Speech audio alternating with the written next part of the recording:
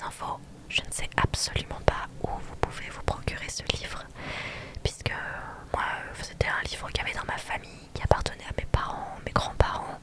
J'ai plusieurs livres dans ce style-là, dont Les Fourberies de Scapin, qu'on va découvrir ou redécouvrir en fonction de si vous connaissez ou pas, ensemble. Hop là. Les Fourberies de Scapin, qui est une pièce de théâtre. Bon, la notice sur Molière, moi ça m'intéresse pas. Je vous la lis pas. Les notices, j'en veux pas. Moi je vais arriver directement dans l'acte 1. C'est une comédie qui date de 1671. Et il y a le chat qui joue avec la canne à pêche. Voilà. J'avais dit qu'il fallait pas mettre la canne à pêche ici. On n'a pas voulu m'écouter et voilà, le chat il joue avec. Et vous entendez un petit bruit de grelot. En fait, non, c'est pas le chat, c'est les reines du Père Noël qui sont en train de débarquer. C'est Kitty qui vous dit bonsoir. Bonsoir TikTok, bonsoir YouTube. Miaou miaou.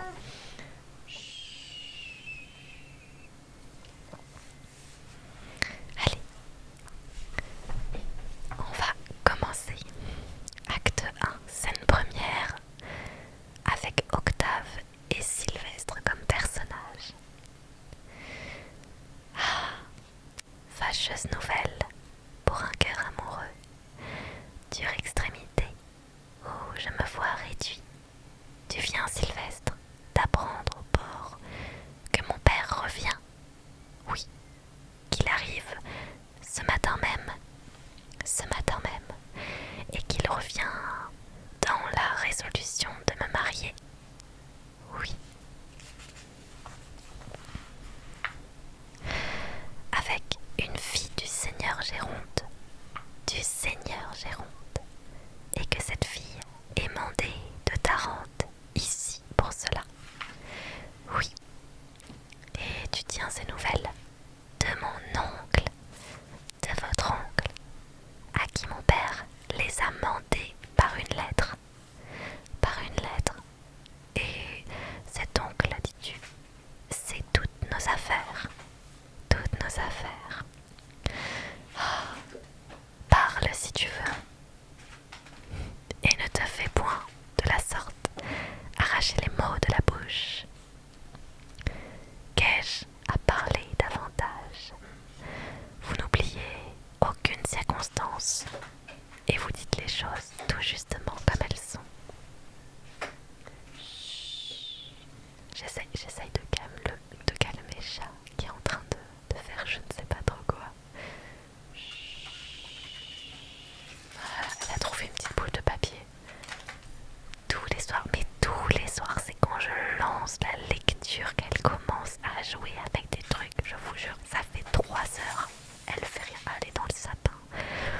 Et oui, bah ça saute dans le sapin. Bah oui, bien sûr. Eh oui, mais ça miaule toujours plus. C'est trop tard, mon chat, pour jouer.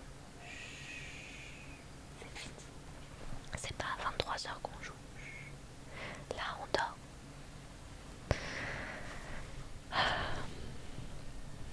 Allez. Normalement, ça va mieux. Conseille-moi du moins et me dis ce que je dois faire dans ces cruelles conjonctures.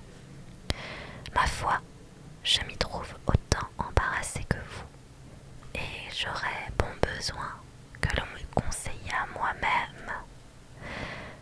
Je suis assassinée par ce maudit retour. Je ne le suis pas moi. Lorsque mon père apprendra les choses, je vais voir fondre sur moi un orage soudain d'impétueuses réprimandes. Les réprimandes ne sont rien, et plus au ciel que j'en fusse quitte à ce prix. Mais j'ai bien la mine, pour moi, de payer plus cher vos folies. Et je vois se former de loin un nuage de coups de bâton qui crèvera sur mes épaules. Oh ciel, par où sortir de l'embarras où je me trouve. C'est à quoi vous devriez songer avant que de vous y jeter. Ah, tu me fais mourir par tes leçons hors de saison. Vous me faites bien plus mourir par vos actions étourdies. Que dois-je faire? Quelle résolution prendre? À quel remède recourir? Scapin arrive. Qu'est-ce, Seigneur Octave? Qu'avez-vous? Qu'y a-t-il? Quel désordre est-ce là? Je vous vois tout troublé. Ah, mon pauvre Scapin, je suis perdu, je suis désespéré, je suis le plus infortuné de tous les hommes. Comment? N'as-tu rien appris de ce qui me regarde? Mon père, non, mon père arrive avec le seigneur Géronte et ils me veulent marier. Eh bien, qu'y a-t-il là de si funeste? Hélas, tu ne sais pas la cause de mon inquiétude. Non, mais il ne tiendra qu'à vous que je ne la sache bientôt.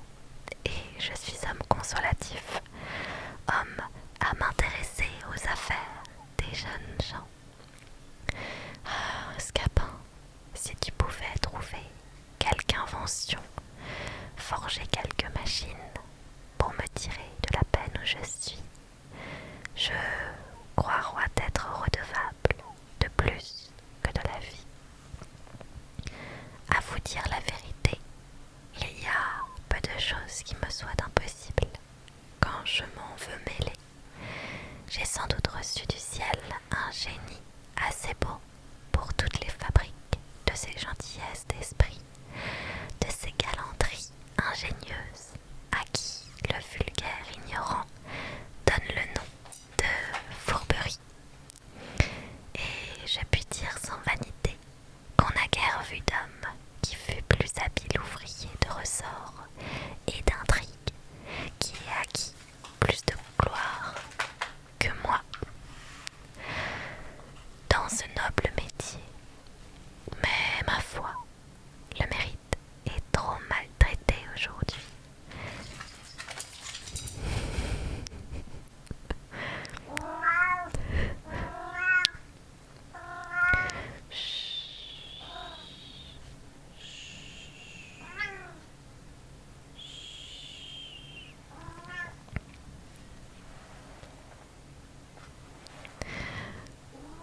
Et j'ai renoncé à toute chose depuis certains chapitres.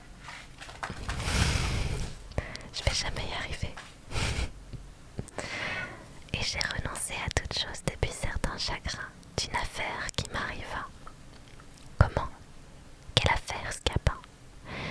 Une aventure où je me brouillais avec la justice. La justice, oui. Nous eûmes un petit démêlé ensemble, toi et la justice. Oui, elle en usa fort mal avec moi. Et je me dépitais de telle sorte contre l'ingratitude du siècle que je résolus de ne plus rien faire. Bast, ne laissez pas de me conter votre aventure.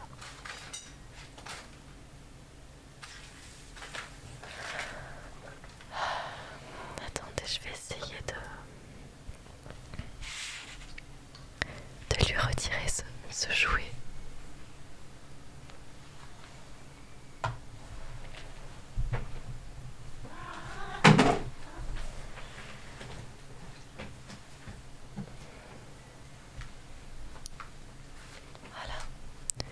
Voilà avec quoi elle joue depuis tout à l'heure. Une boulette de papier d'alu. Allez. On y retourne en espérant que ce soit plus calme. Tu sais, Scapin, il y a 2 mois que le seigneur Géronte et mon père s'embarquèrent ensemble pour un voyage qui regarde certains commerces où leurs intérêts sont mêlés. Je sais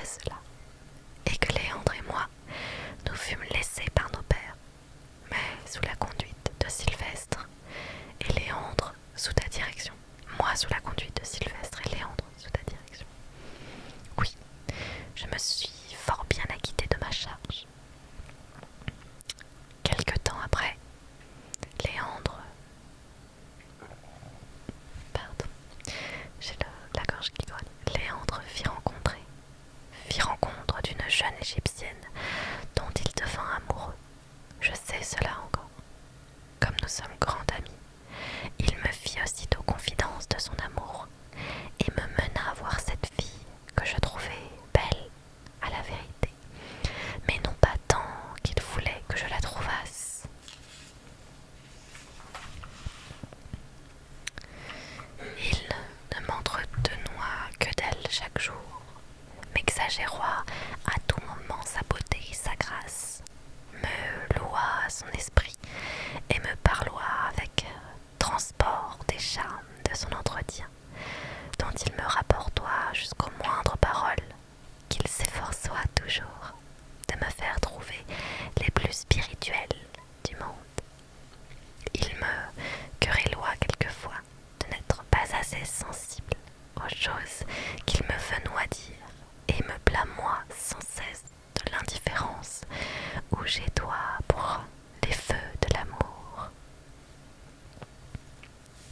Non, je lis pas les définitions, je lis juste l'histoire. Je ne vois pas encore où ceci veut aller. Un jour que je le raccompagnois pour aller chez les gens qui gardent l'objet de ses vœux, nous entendîmes, dans une petite maison d'une rue écartée, quelques plaintes mêlées de beaucoup de sanglots. Nous demandons ce que c'est. Une femme nous dit en soupirant que nous pouvions voir là quelque chose de pitoyable en des personnes étrangères, et qu'à moins que d'être insensibles, nous en serions touchés. Où est-ce que cela nous mène? La curiosité me fit presser Léandre de voir ce que c'est toi. Nous entrons dans une salle où nous voyons une vieille femme mourante, assistée d'une servante qui faisoit des regrets, et d'une jeune fille toute fondant en larmes, la plus belle et la plus touchante qu'on puisse jamais voir. Ah, ah. Une autre au roi parut effroyable en l'état où elle étoit, car elle n'avoit pour habillement qu'une méchante petite jupe avec des brassières de nuit qui étaient de simples futaines, et sa coiffure étoit une cornette jaune retroussée en haut de sa tête, qui laissoit tomber en désordre ses cheveux sur ses épaules. Et cependant, faite comme cela, elle brilla de mille attraits, et ce n'étoit qu'agrément et que charme que toute sa personne. Je sens venir les choses. Si tu l'avoues vu, Scapin, en l'état que je dis, tu l'auras trouvé admirable. Ah, je n'en doute point, et sans l'avoir vue, je vois bien qu'elle est toi tout à fait charmante. Ses larmes n'étoient point de ces larmes désagréables qui défigurent un visage. Elle avait à pleurer une grâce touchante, et sa douleur est toi la plus belle du monde. Je vois tout cela. Elle fait soit fondre chacun en larmes en se jetant amoureusement sur le corps de cette mourante qu'elle appelloit sa chère mère, et il n'y avoit personne qui n'eût l'âme percée de voir un si bon naturel. En effet, cela est touchant, et je vois bien que ce bon naturel-là vous la fit aimer. Ah, Scapin, un barbare le roi aimé, assurément, le moyen de s'en empêcher. Après quelques paroles dont je tâchais d'adoucir la douleur de cette charmante affligée, nous sortîmes de là, et demandant à Léandre ce qu'il lui sembla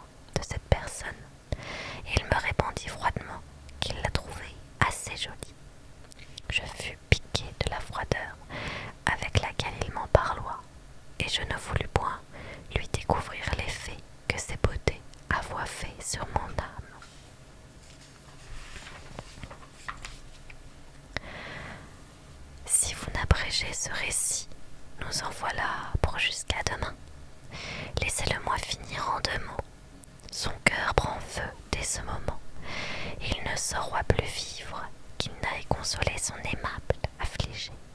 Ses fréquentes visites sont rejetées de la servante, devenue la gouvernante par le trépas de la mère.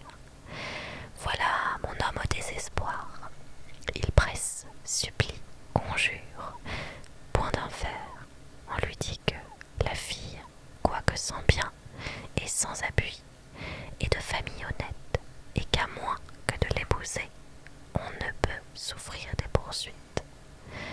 Voilà son amour augmenté par les difficultés. Il consulte dans sa tête, agite, raisonne, balance, prend sa résolution. Le voilà marié avec elle depuis 3 jours. J'entends maintenant, mais avec cela, le retour imprévu du père qu'on n'attendoit que dans 2 mois, la découverte que l'oncle a faite du secret de notre mariage, et l'autre mariage qu'on veut faire de lui avec la fille que le seigneur Géronte a eue d'une seconde femme qu'on dit qu'il a épousée à Tarente. Et par-dessus tout cela, mais encore l'indigence où se trouve cette aimable personne, et l'impuissance où je me vois d'avoir de quoi la secourir. Est-ce là tout? Vous voilà bien embarrassés tous deux pour une bagatelle. C'est bien là de quoi ce temps alarmé. N'as-tu point de honte, toi, de demeurer court à si peu de choses? Que diable! Te voilà grand et gros comme père et mère, et tu ne sauras trouver dans ta tête, forger dans ton esprit quelques ruses galantes, quelque honnête petit stratagème pour ajuster vos affaires. Fi, peste soit du Butor, je voudrais bien que l'on m'eût donné autrefois nos vieillards à duper. Je les aurais joués, tous deux, par-dessous la jambe, et je n'ai doigt pas plus grand que cela, que je me signalois déjà par 100 tours d'adresse jolie. J'avoue que le ciel ne m'a pas donné tes talents, et que je n'ai pas l'esprit, comme toi, de me débrouiller avec la justice. Voici mon aimable Hyacinthe. Hyacinthe fait son entrée. Ah, Octave!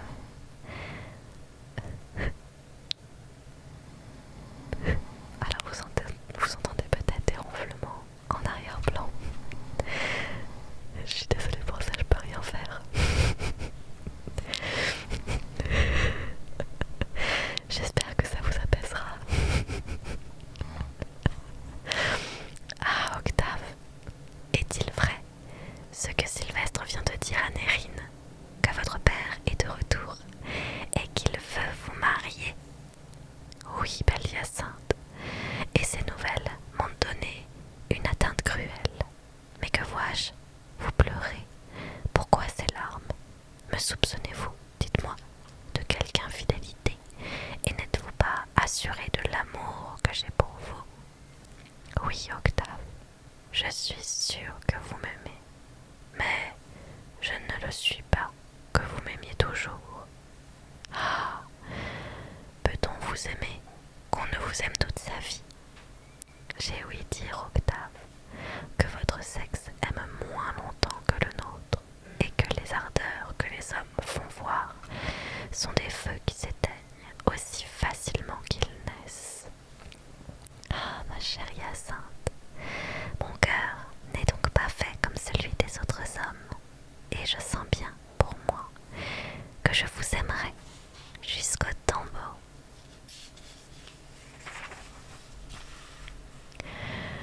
Je veux croire que vous sentez ce que vous dites, et je ne doute point que vos paroles ne soient sincères, mais je crains un pouvoir qui combattra dans votre cœur les tendres sentiments que vous pouvez avoir pour moi.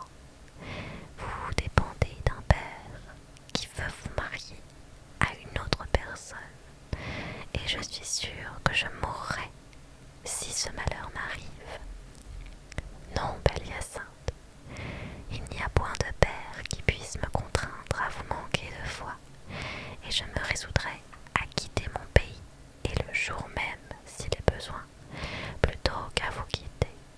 j'ai déjà pris, sans l'avoir vue, une aversion effroyable pour celle que le mot destine, et sans être cruelle, je souhaite au roi que la mer l'écartât d'ici pour jamais.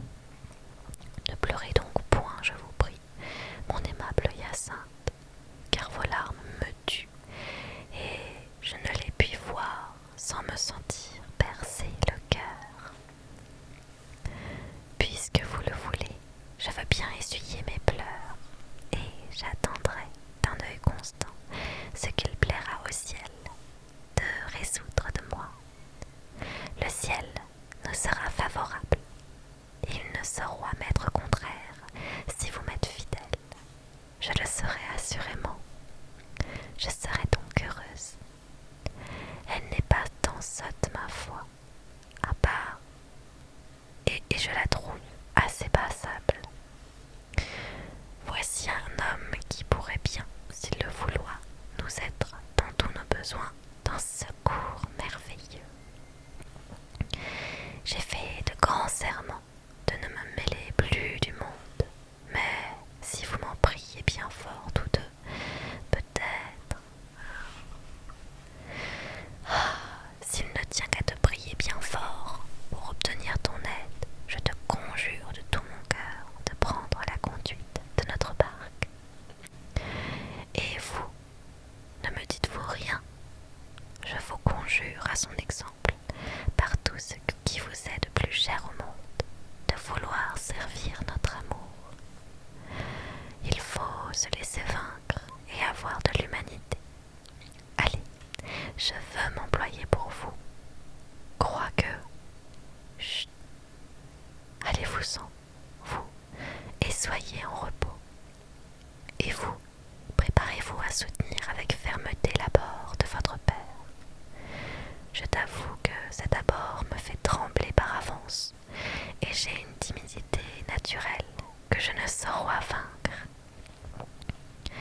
Il faut pourtant paroître ferme au premier choc, de peur que, sur votre foi blesse, il ne prenne le pied de vous mener comme un enfant.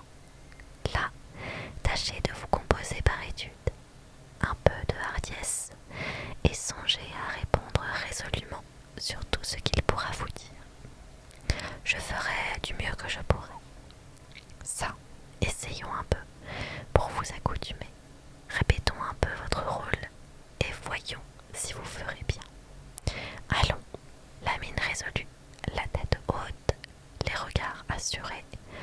Comme cela, encore un peu davantage. Bon, ainsi. Bon, imaginez-vous que je suis votre père qui arrive et répondez-moi fermement, comme si c'est toi à lui-même. Comment, Pandare, vaurien, infâme, fils indigne d'un père comme moi, oses-tu bien paroître devant mes yeux? Après tes bons déportements, après le lâche tour que tu m'as joué pendant mon absence, est-ce là le fruit de mes soins, Marot? Est-ce là le fruit de mes soins, le respect qui m'est dû, le respect que tu me conserves? Allons donc, tu as l'insolence fripon de t'engager, sans le consentement de ton père, de contracter un mariage clandestin. Réponds-moi, coquin, réponds-moi, voyons un peu tes belles raisons. Oh, que diable, vous demeurez interdit.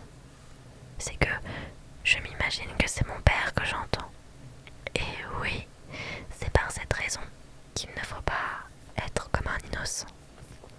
Je m'en vais prendre plus de résolution et je répondrai fermement, assurément, assurément. Voilà votre père qui vient. Oh ciel, je suis perdue. Oh là, Octave, demeurez.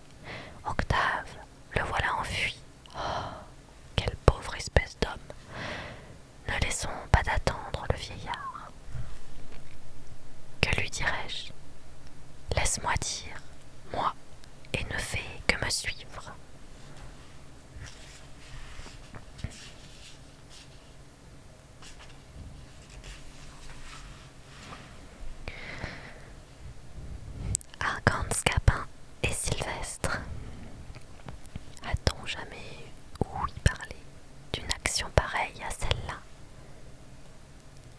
il a déjà appris l'affaire, et elle lui tient si fort en tête que tout seul il en parle haut. Voilà une témérité bien grande. Écoutons-le un peu. Je voudrais bien savoir ce qu'ils me pourront dire sur ce beau mariage. Nous y avons songé. Tâcheront-ils de me nier la chose? Non, nous n'y pensons pas. Oh, s'ils entreprendront de l'excuser, celui-là se pourra faire. Prétendront-ils m'amuser par des contes en l'air?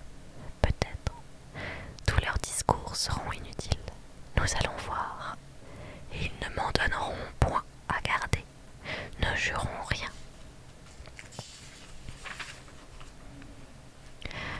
Je saurai mettre mon pendard de fils en lieu de sûreté. Nous y pourvoirons. Et pour le coquin de Sylvestre, je le rouerai de coups. J'étais bien étonné qu'il m'oublioie. Ah, ah, vous voilà donc, sage gouverneur de famille, beau directeur de jeunes gens. Monsieur, je suis ravi de vous voir de retour. Bonjour, Scapin. Vous avez suivi mes ordres vraiment d'une belle manière, et mon fils s'est comporté fort sagement pendant mon absence. Vous vous portez bien, à ce que je vois. Assez bien. Tu ne dis mot, coquin. Tu ne dis mot. Votre voyage a-t-il été bon? Mon Dieu, fort bon. Laisse-moi un peu quereller ce repos en repos. Vous voulez quereller? Oui, je veux quereller. Et qui, monsieur? Ce maraud-là. Pourquoi? Tu n'as pas ouï parler de ce qui s'est passé dans mon absence? J'ai bien ouï parler de quelques petites choses. Comment quelques petites choses? Une action de cette nature? Vous avez quelques raisons. Une hardiesse pareille à celle-là? Cela est vrai. Un fils qui se marie sans le consentement de son père? Oui, il y a quelque chose à dire à cela. Mais je serai d'avis que vous ne fisiez point de bruit. Je ne suis pas de cet avis, moi, et je veux faire du bruit d'où m'en saoule. Quoi? Tu ne trouves pas que j'ai tous les sujets du monde d'être en colère? Si fait. J'y ai d'abord été, moi, comme lorsque j'ai su la chose, et je me suis intéressée pour vous jusqu'à quereller votre fils. Demandez-lui un peu quelle belle réprimande je lui ai faite, et comme je l'ai chapitré sur le peu de respect qu'il gardoit à un père dont il devoit baiser les pieds. On ne peut pas lui mieux parler quand ce sera vous-même. Mais quoi? Je me suis rendue à la raison, et j'ai considéré que, dans le fond, il n'a pas de tant de tort qu'on pourra croire. Que me viens-tu conter? Il n'a pas tant de tort de s'aller marier de but en blanc avec une inconnue. Que voulez-vous? Il y a été poussé par sa destinée. Ah ah! Voici une raison la plus belle du monde. On n'a plus qu'à commettre tous les crimes imaginables, tromper, voler, assassiner, et dire pour excuse qu'on y a été poussé par sa destinée. Mon Dieu, vous prenez mes paroles trop en philosophe.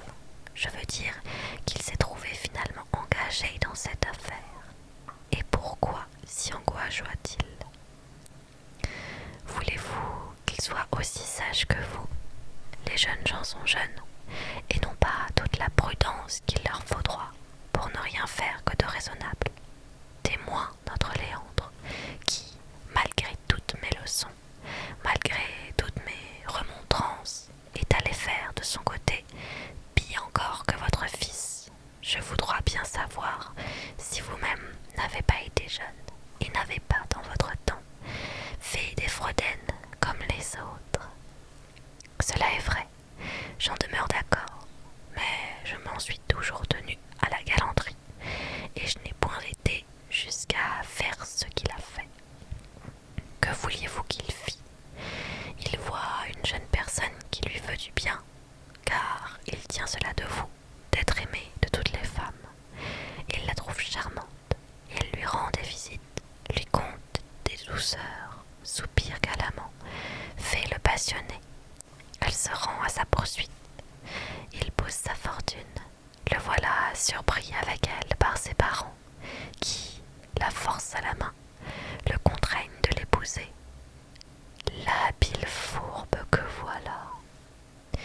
Eussiez-vous voulu qu'il se fût laissé tuer?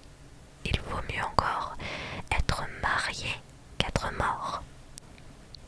On ne m'a pas dit que l'affaire se soit ainsi passée. Demandez-lui plutôt. Il ne vous dira pas le contraire. C'est par force qu'il a été marié. Oui, monsieur. Voudrais-je vous mentir?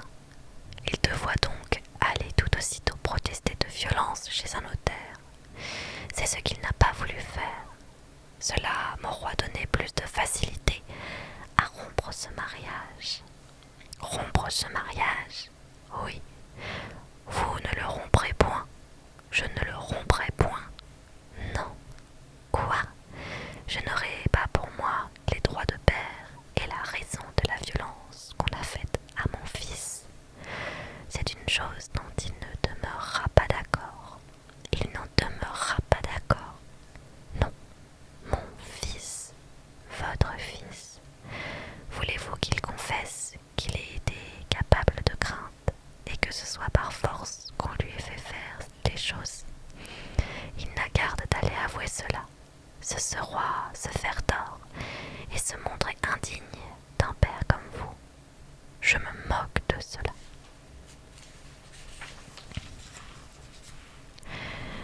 Il faut, pour son bonheur et pour le vôtre, qu'il dise dans le monde que c'est de bon gré qu'il l'a épousée. Et je veux, moi, pour mon honneur et pour le sien, qu'il dise le contraire. Non, je suis sûre qu'il ne le fera pas. Je les forcerai bien. Il ne le fera pas, vous dis-je. Il le fera, ou je le déshériterai. Le livre, c'est Les Fourberies de Scapin, de Molière. Vous, moi, bon, comment bon? Vous ne le déshériterez point. Je ne le déshériterai point. Non, non, non. Oui, voici qui est plaisant. Je ne déshériterai pas mon fils. Non, vous dis-je. Qui m'en empêchera? Vous-même, moi, oui, vous n'aurez pas ce cœur-là. Je l'aurai. Vous vous moquez. Je ne me moque point. La tendresse paternelle fera son office. Elle ne fera rien. Oui, oui, je vous dis que cela sera. Bagatelle. Il ne faut point dire bagatelle. Mon Dieu. Je vous connais. Vous êtes bon naturellement. Je ne suis point bon et je suis méchant quand je veux. Finissons ce discours qui m'échauffe la bile. Va-t'en, Pandare, va-t'en me chercher mon fripon, tandis que j'irai rejoindre le seigneur Géronte pour lui conter ma disgrâce. Monsieur, si je vous puis être utile en quelque chose, vous n'avez qu'à me recommander. Je vous remercie. Ah, pourquoi faut-il qu'il soit fils unique? Et que n'ai-je à cette heure la fille que le ciel m'a ôtée pour la faire mon héritière? Il ne reste que Scapin et Sylvestre. J'avoue que tu es un grand homme, et voilà l'affaire en bon train. Mais l'argent, d'autre part, nous presse pour notre subsistance, et nous avons de tous côtés des gens qui aboient après nous.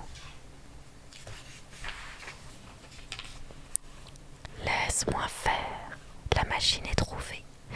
Je cherche seulement dans ma tête un homme qui ne soit affidé pour jouer un personnage dont j'ai besoin. Attends, tiens-toi un peu, enfonce ton bonnet en méchant garçon, campe-toi sur un pied, mets la main au côté, fais les yeux furibonds, marche un peu en roi de théâtre. Voilà qui est bien. Suis-moi, j'ai des secrets pour déguiser ton visage et ta voix. Je te conjure au moins de ne m'aller point brouiller avec la justice. Va, va, nous partagerons les périls en frères, et 3 ans de galère de plus ou de moins ne sont pas pour arrêter un noble cœur. Géronte et Argante. Oui, sans doute, par le temps qu'il fait, nous aurons ici nos gens aujourd'hui.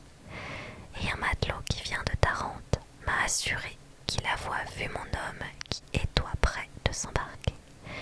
Mais l'arrivée de ma fille trouvera les choses mal disposées, et ce que nous nous proposions, et ce que vous venez de m'apprendre de votre fils, rompt étrangement les mesures que nous avions prises ensemble.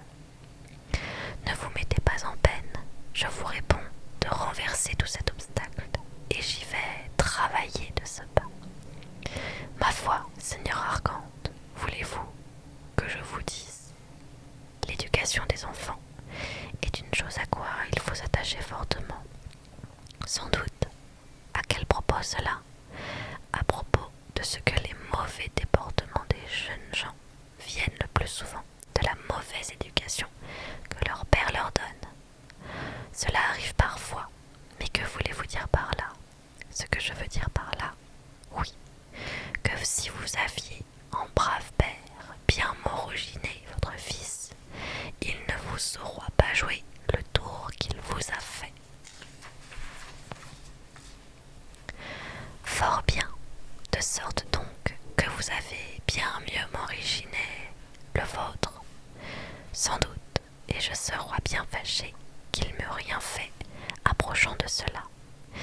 Et si ce fils que vous avez en brave père si bien m'originé avoue fait pis encore que le mien, et comment, qu'est-ce que cela veut dire? Cela veut dire, Seigneur Géronte, qu'il ne faut pas être si prompt à condamner la conduite des autres, et que ceux qui veulent le gloser doivent bien regarder chez eux s'il n'y a rien qui cloche. Je n'entends point cette énigme. On vous l'expliquera. Est-ce que vous auriez ouï dire quelque chose de mon fils? Cela se peut faire. Et quoi encore? Votre scapin, dans mon débit, ne m'a dit la chose qu'en gros, et vous pourrez de lui, ou de quelque autre, être instruit du détail. Pour moi, je vais vite consulter un avocat et aviser des biais que j'ai à prendre. Jusqu'au revoir. Que pourra-ce être que cette affaire-ci, pire encore que le sien? Pour moi, je ne vois pas ce que l'on peut faire de pis, et je trouve que se marier sans le consentement de son père est une action qui passe tout ce que l'on peut s'imaginer. Ah, vous voilà.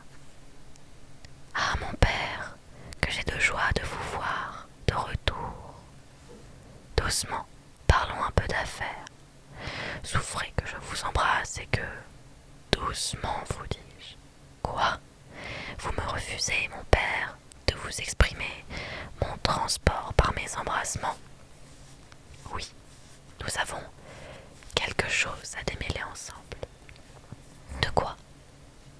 Tenez-vous, que je vous vois en face. Comment? Regardez-moi entre deux yeux. Eh bien, qu'est-ce donc qu'il s'est passé ici?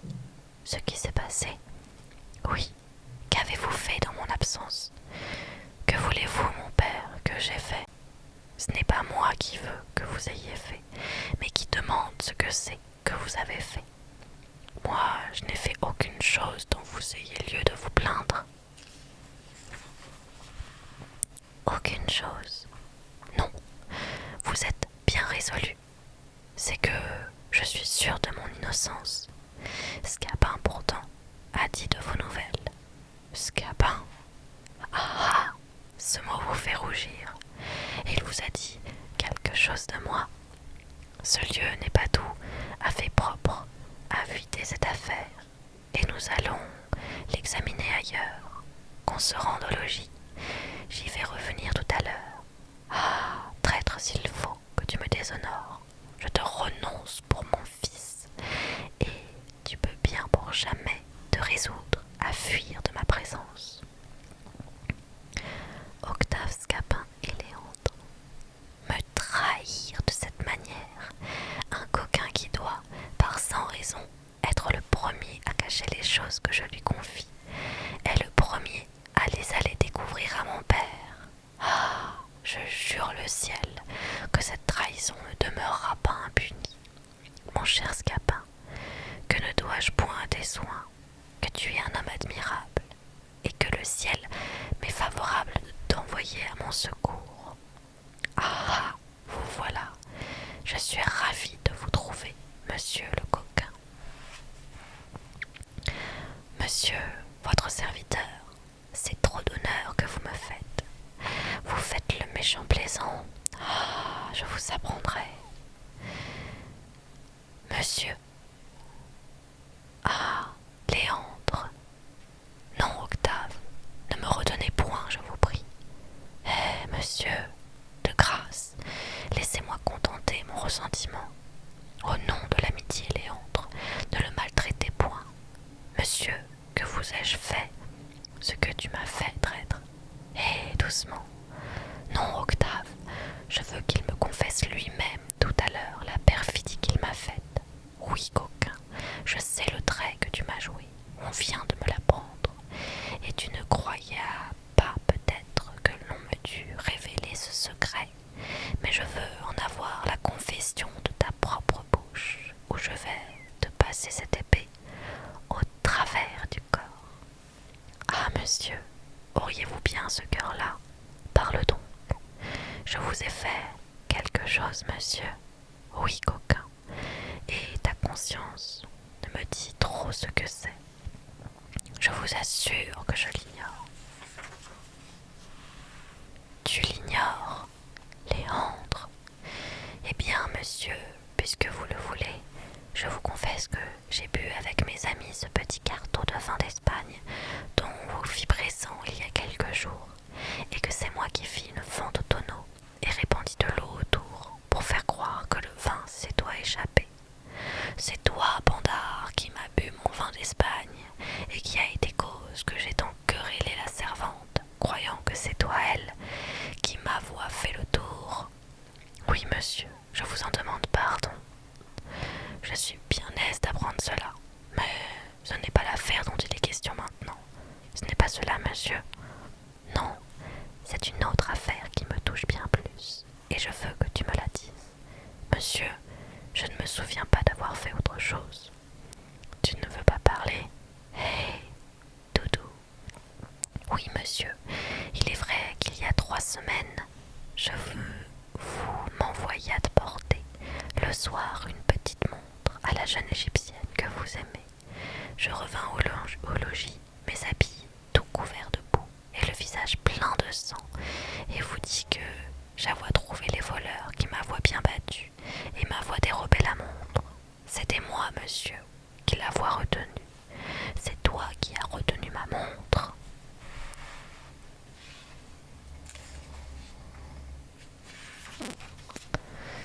Oui, monsieur. Vous avez encore des ronflements. Je suis désolée, je peux rien y faire. Oui, monsieur, afin de voir quelle heure il est. Ah ah! J'apprends ici de jolies choses. Et j'ai un serviteur fort fidèle, vraiment. Mais ce n'est pas encore cela que je demande. Ce n'est pas cela. Non, infâme, c'est autre chose encore que je veux que tu me confesses. Peste, parle vite, j'ai hâte. Monsieur, voilà tout ce que j'ai fait. Voilà tout. Eh Eh bien oui, monsieur. Vous vous souvenez de ce loup-garou, il y a 6 mois, qui vous donna tant de coups de bâton la nuit, et vous pensa faire rompre le cou dans une cave où vous tombâtes en fuyant. Eh bien, c'est toi, moi, monsieur, qui faisois le loup-garou. C'est toi, traître, qui faisois le loup-garou. Oui, monsieur, seulement pour vous faire peur et vous ôter l'envie de nous faire courir toutes les nuits, comme vous aviez de coutume. Je saurais me souvenir, en temps et lieu, de tout ce que je viens d'apprendre. Mais je veux venir au fait et que tu me confesses ce que tu as dit à mon père. Le livre, c'est Les Fourberies de Scapin, de Molière. À votre père? Oui, fripon.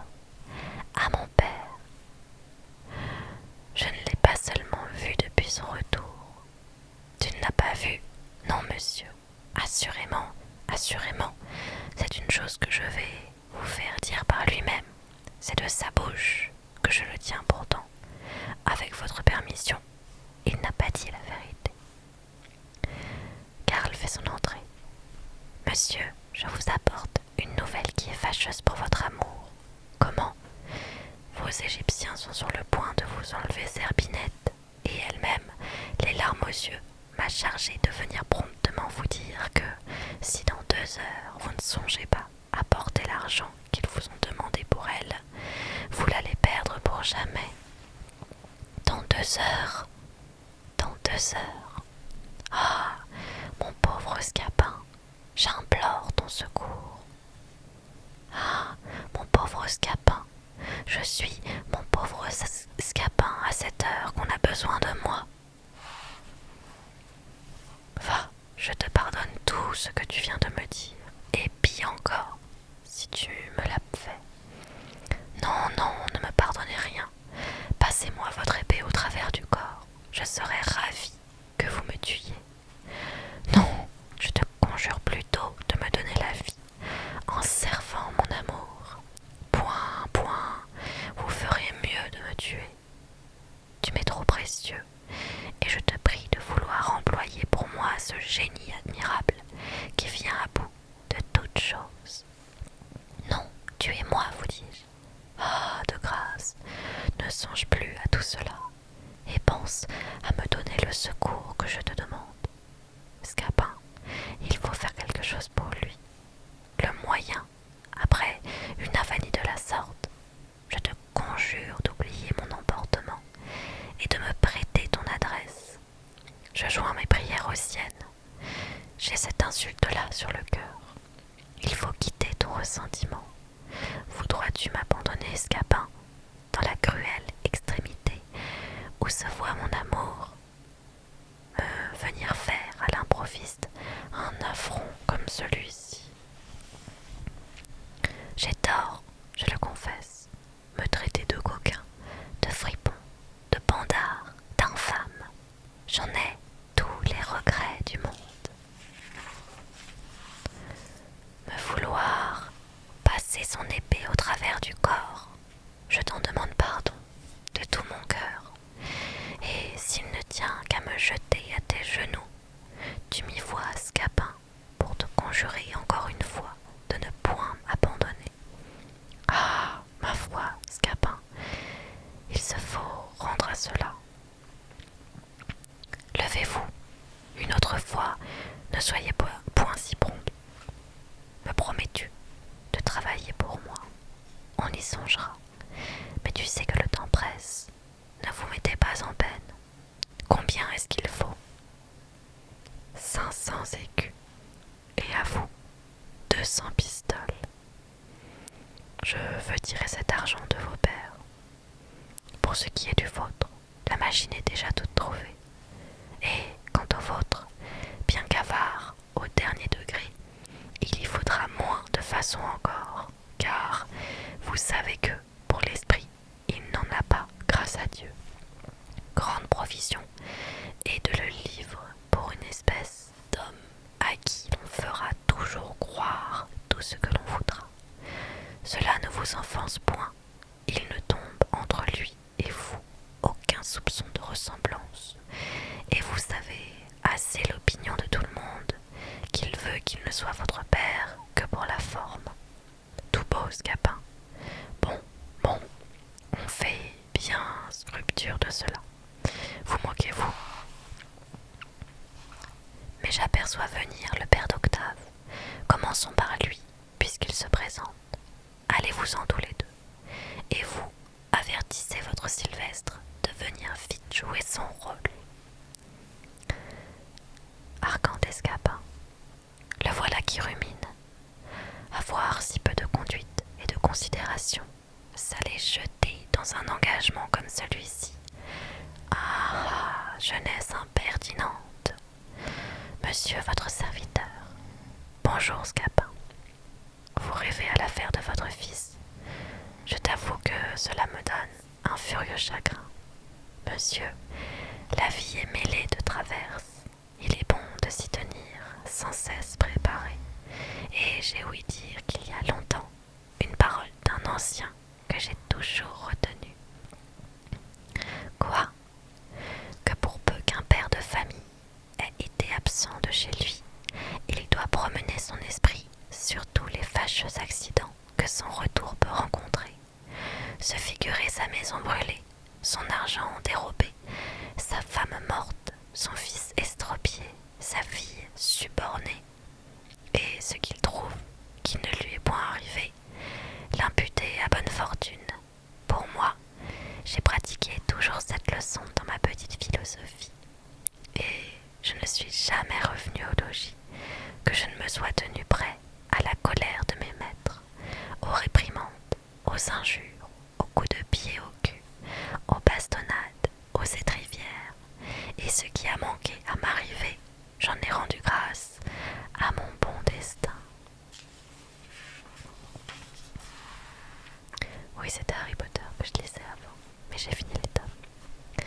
Voilà qui est bien, mais ce mariage impertinent qui trouble celui que nous voulons faire est une chose que je ne puis souffrir, et que je viens de consulter des avocats pour le faire casser.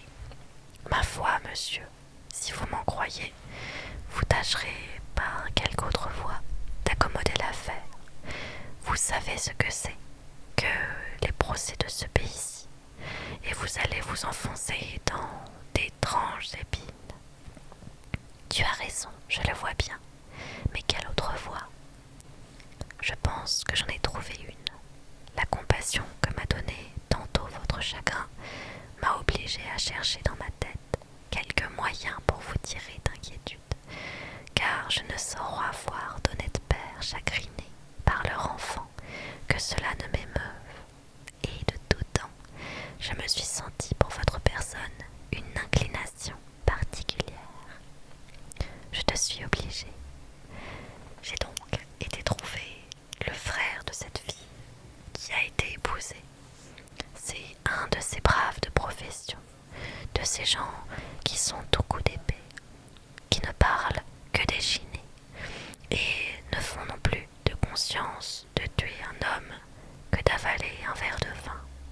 Je l'ai mis sur ce mariage, lui ai fait voir quelle facilité offre la raison de la violence pour le faire casser. Vos prérogatives du nom de père et l'appui que vous donnerez auprès de la justice et votre droit et votre argent et vos amis. Enfin, je lui ai tant tourné de tous les côtés qu'il a prêté l'oreille aux propositions que je lui ai faites d'ajuster l'affaire pour quelques sommes, et il donnera son consentement à rompre le mariage pourvu que vous lui donniez de l'argent. Et qu'a-t-il demandé? Oh, d'abord, des choses par-dessus les maisons.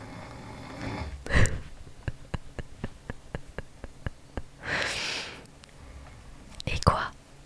Des choses extravagantes, mais encore, il ne parla loi point que de 5 ou 600 pistoles, 5 ou 600 fièvres gardennes qui le puissent serrer. Se moque-t-il des gens?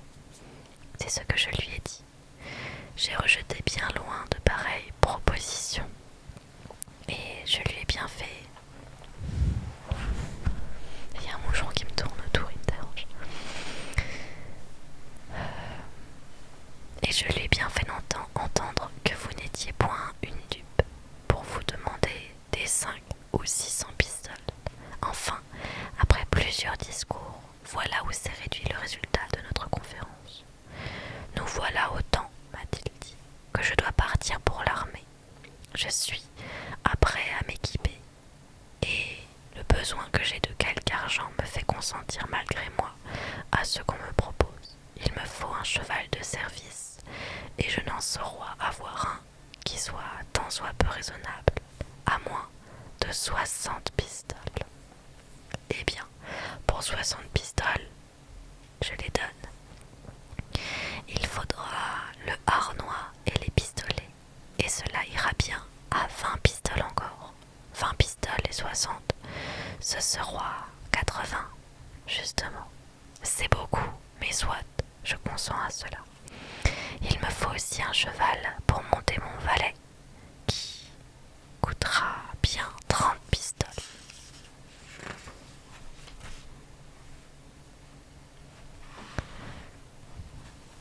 Comment, diantre, qu'il se promène, il n'aura rien du tout. Monsieur, non, c'est un impertinent. Voulez-vous que son valet aille à pied, qu'il aille comme il lui plaira, et le maître aussi? Mon Dieu, monsieur, ne vous arrêtez point à peu de choses. N'allez point plaider, je vous prie, et donnez tout pour vous sauver les mains de la justice. Eh bien, soit, je me résous à donner encore ces 30 pistoles. Il me faut encore, a-t-il dit, un mulet pour porter.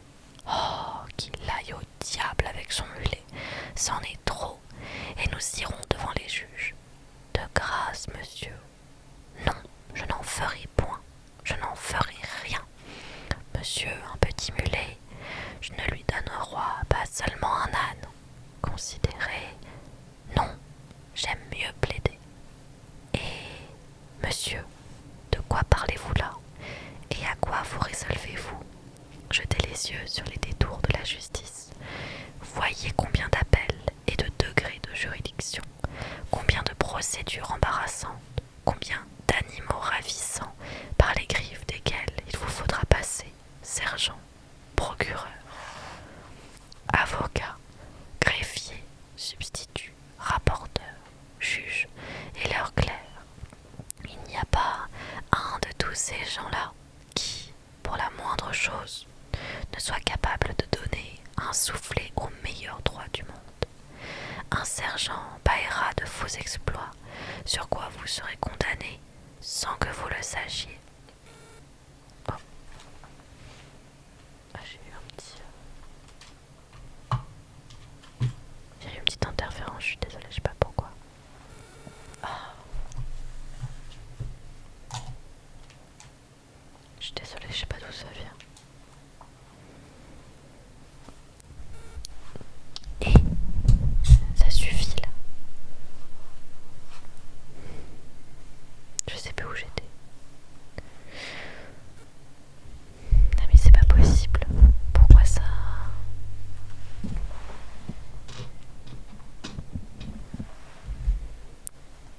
J'espère que ça va mieux. Votre procureur s'entendra avec votre parti et vous vendra à beau denier comptant. Votre avocat, gagné de même, on ne se trouvera point lorsqu'on plaidera votre cause ou dira des raisons qui ne feront que battre la campagne et n'iront point au fait. Le greffier délivrera par coutumance, non, par contumace, je sais pas ce que c'est, des sentences et arrêts contre vous. Le clerc du rapporteur soustraira des pièces, ou le rapporteur même ne dira pas ce qu'il aura paré, ce qu'il aura vu, et quand, par les plus grandes précautions du monde, vous aurez paré tout cela, vous serez ébahi que vos juges auront été sollicités contre vous, ou par des gens dévots, ou par des femmes qu'ils aimeront. Et monsieur, si vous le pouvez, sauvez-vous de cet enfer-là. C'est être damné dès ce monde que d'avoir à plaider. Et la seule pensée d'un procès sera capable de me faire fuir jusqu'aux Indes. À combien est-ce qu'il fait monter le mulet, monsieur? Pour le mulet, pour son cheval, et celui de son homme, pour le harnois et les pistolets, et pour payer quelques petites choses qu'il doit à son hôtesse, il demande en tout 200 pistoles. 200 pistoles, oui.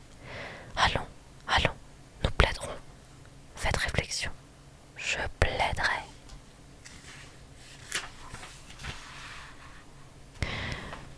Ne vous allez point jeter. Je veux plaider. Mais pour plaider, il vous faudra de l'argent. Il vous en faudra pour l'exploit. Il vous en faudra pour le contrôle. Il vous en faudra pour la procuration, pour la présentation, conseil, production et journée du procureur.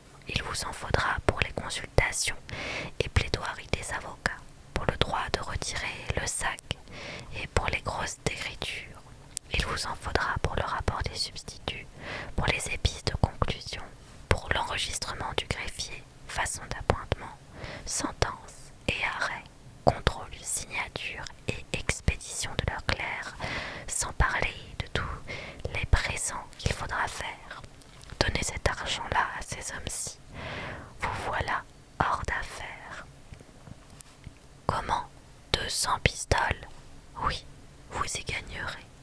J'ai fait mon petit calcul en moi-même de tous les frais de la justice, et j'ai trouvé qu'en donnant 200 pistoles à votre homme, vous en aurez de reste pour le moins 150, sans compter les soins, les pas et les chagrins que vous épargnerez.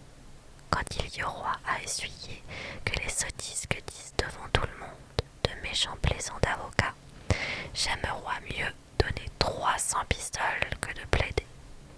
Je me moque de cela, et je défie les avocats de rien dire de moi.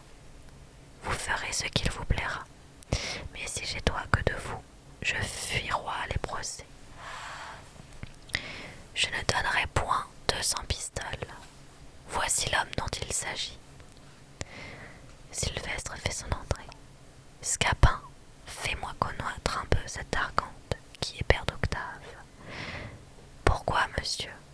Je viens d'apprendre qu'il veut me mettre en procès et faire rompre par justice le mariage de ma sœur. Je ne sais pas s'il a été pensé, mais il ne veut point consentir aux 200 pistoles que vous voulez, et il dit que c'est trop. Par la mort, par la tête, par le ventre, si je le trouve, je le veux échiner. Dussé-je être roué tout vif? Monsieur, ce père d'Octave a du cœur, et peut-être ne vous craindra-t-il point. Lui, par le sang, par la tête, s'il est doigt là, je lui donnerai tout à l'heure de l'épée dans le ventre. Qui est cet homme? Ce n'est pas lui, monsieur, ce n'est pas lui. N'est-ce point quelqu'un de ses amis?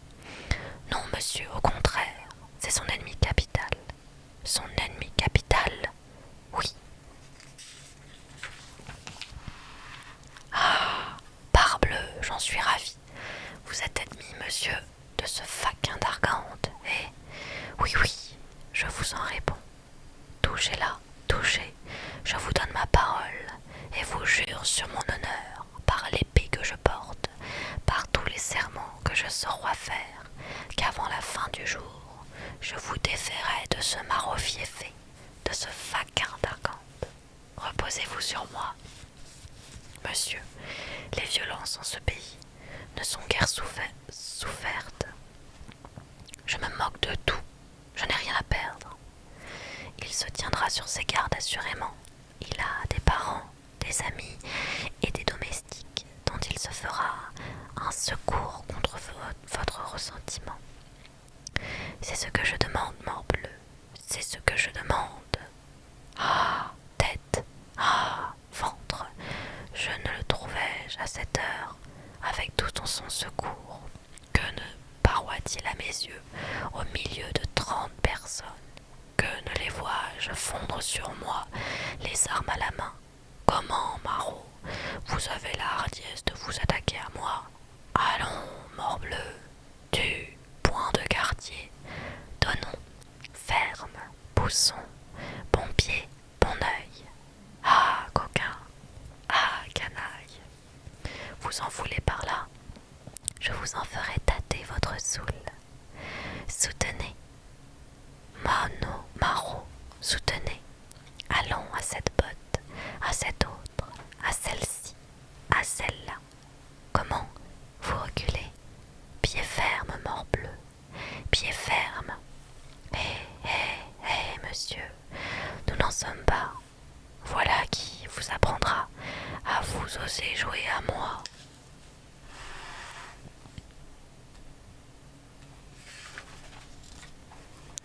Eh bien, vous voyez combien de personnes tuées pour 200 pistoles. Oh, sus, je vous souhaite une bonne fortune. Scapin, plaît-il, je me résous à donner les 200 pistoles. J'en suis ravi, pour l'amour de vous. Allons le trouver. Je les ai sur moi. Vous n'avez qu'à me les donner.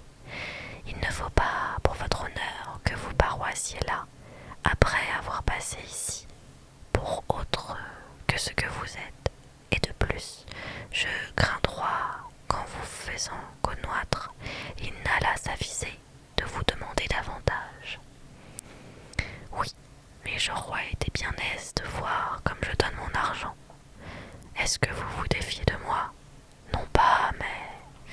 Parbleu, monsieur, je suis un fourbe, ou je suis honnête homme. C'est l'un des deux. Est-ce que je voudrais vous tromper, et que dans tout ceci, j'ai d'autre intérêt que le vôtre, et celui de mon maître, à qui vous voulez vous allier? Si je vous suis suspect, je ne me mêle plus de rien, et vous n'avez qu'à chercher des setteurs qui accommodera vos affaires. Tiens donc, non, monsieur, ne me confiez point votre argent. Je serais bien aise que vous vous serviez de quelques autres. Mon Dieu, tiens, non, vous dis-je, ne vous fiez point à moi. Que sait-on si je ne peux point vous attraper votre argent? Tiens, te dis-je, ne me fais point contester davantage, mais songe à bien prendre tes sûretés avec lui. Laissez-moi faire, il n'a pas affaire à un sot. Je vais t'attendre chez moi, je ne manquerai pas d'y aller. Et je n'ai qu'à chercher l'autre. Ah, ma foi, le voici. Il semble que le ciel, l'un après l'autre, les amène dans mes filets. Géronte fait son entrée. Ô ciel, ô disgrâce imprévue, ô misérable père, pauvre Géronte, que feras-tu? Que dit-il là de moi, avec ce visage affligé? N'y a-t-il personne qui puisse me dire où est le seigneur Géronte? Qu'y a-t-il, Scapin? Où pourrais-je le rencontrer pour lui dire cette infortune? Qu'est-ce que c'est donc? Enfin, je cours de tous côtés pour le pouvoir trouver. Me voici. Il faut qu'il soit caché en quelques endroits qu'on ne puisse point deviner. Oh là, es-tu aveugle que tu ne me vois pas? Ah, monsieur, n'y a-t-il pas moyen de vous rencontrer? Il y a 1 heure que je suis devant toi. Qu'est-ce que c'est donc qu'il y a? Monsieur, quoi? Monsieur, votre fils, eh bien mon fils, est tombé dans une disgrâce, la plus étrange du monde. Et quelle? Je l'ai trouvé tantôt tout triste, de je ne sais quoi, que vous lui avez dit, ou vous m'avez mêlé assez mal à propos, et cherchant à divertir cette tristesse, nous nous sommes allés promener sur le port. Là, entre autres plusieurs choses, nous avons arrêté nos yeux sur une galère turque assez bien équipée. Un jeune turc de bonne mine nous a invités d'y entrer et nous a présenté la main. Nous y avons passé. Il nous a fait 1000 civilités, nous a donné la collation où nous avons mangé des fruits les plus excellents qui se puissent voir et bu du vin que nous avons trouvé le meilleur du monde. Qu'y a-t-il de si affligeant à cela? Attendez, monsieur, nous y voilà. Pendant que nous mangions, il a fait mettre la galère en mer, et se voyant éloigné du port, il m'a fait mettre dans un esquif, et m'envoie vous dire que si vous ne lui envoyez pas, par moi, tout à l'heure, 500 écus, il va vous emmener votre fils en Alger. Comment diantre? 500 écus? Oui, monsieur, et de plus, il ne m'a donné pour cela que 2 heures. Ah, le pandard de Turc m'assassinait de la façon. C'est à vous, monsieur, d'aviser promptement au moyen de sauver et de faire un fils que vous aimez avec tant de tendresse. Que diable alloit-il faire dans cette galère? Il ne songea pas à ce qui est arrivé. Va-t'en, Scapin, va-t'en vite dire à ce Turc que je vais envoyer la justice après lui. La justice en pleine mer? Vous moquez-vous des gens? Que diable alloit-il faire dans cette galère? Une méchante destinée conduit quelquefois les personnes. Il faut, Scapin, il faut que tu fasses ici l'action d'un serviteur fidèle. Quoi, monsieur? Que tu ailles dire à ce Turc qu'il me renvoie mon fils et que tu te mets à sa place jusqu'à ce que j'ai amassé la somme qu'il demande. Eh monsieur, songez-vous à ce que vous dites, et vous figurez-vous que ce Turc ait si peu de sens que d'aller recevoir un misérable comme moi à la place de votre fils. Que diable alloit-il faire dans cette galère? Il ne devinoit pas ce malheur. Songez, monsieur, qu'il ne m'a donné que 2 heures. Tu dis qu'il demande 500 écus. 500 écus. N'a-t-il point de conscience? Vraiment, oui, de la conscience à un Turc. Sait-il bien ce qu'est 500 écus? Oui, monsieur, il sait que c'est 1500 livres. Croit-il, le traître, que 1500 livres se trouvent dans le pas d'un cheval? Ce sont des gens qui n'entendent point de raison. Mais que diable alloit-il faire à cette galère?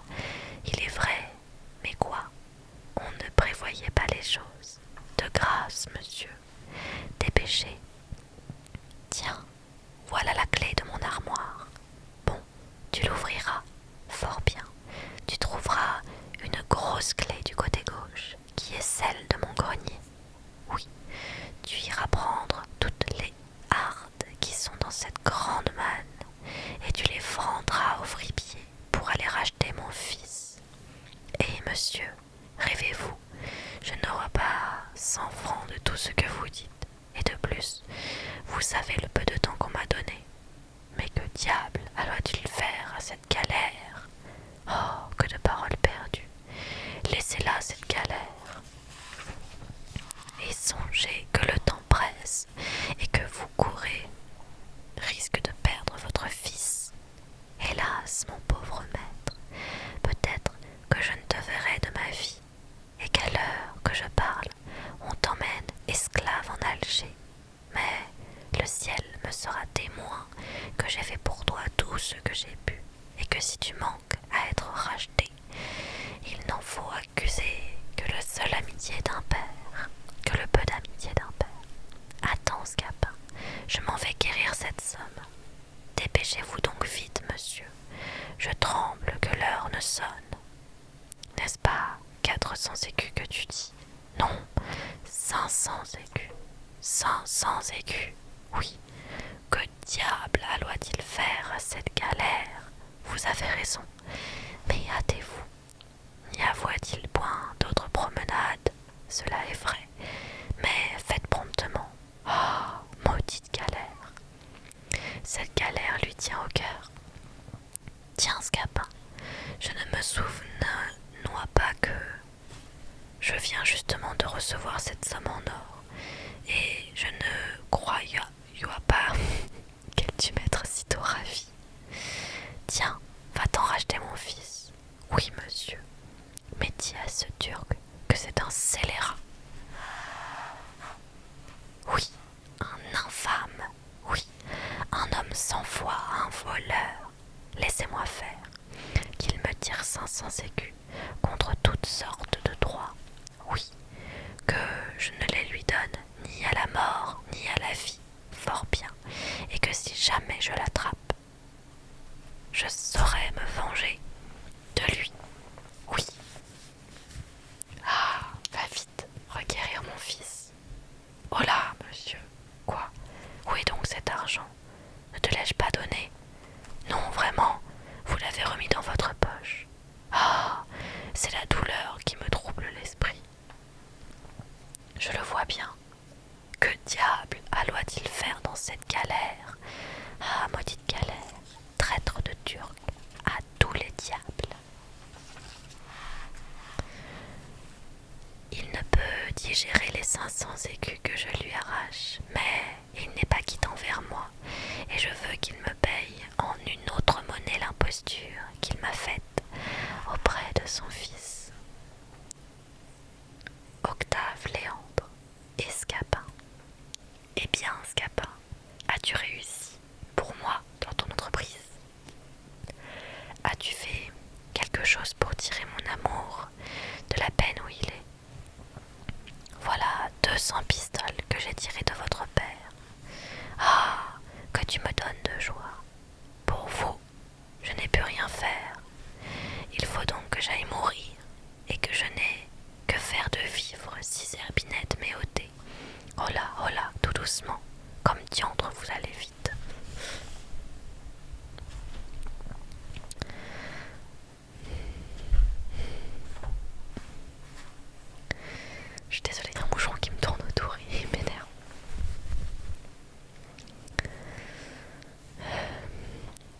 veux-tu que je devienne?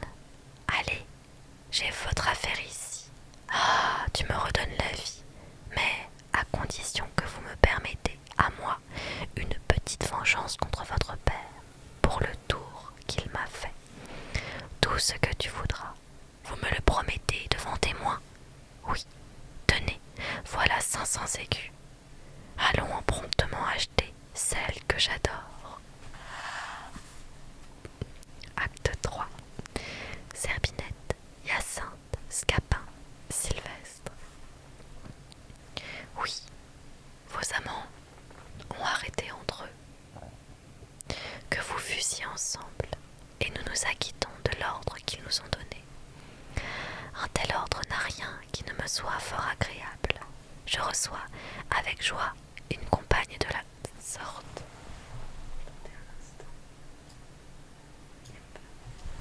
Voilà. Il ne tiendra pas à moi que l'amitié qui est entre les personnes que nous aimons de se répandre entre nous deux. J'accepte la proposition et ne suis point personne à reculer lorsqu'on m'attaque d'amitié. Et lorsque c'est d'amour qu'on vous attaque.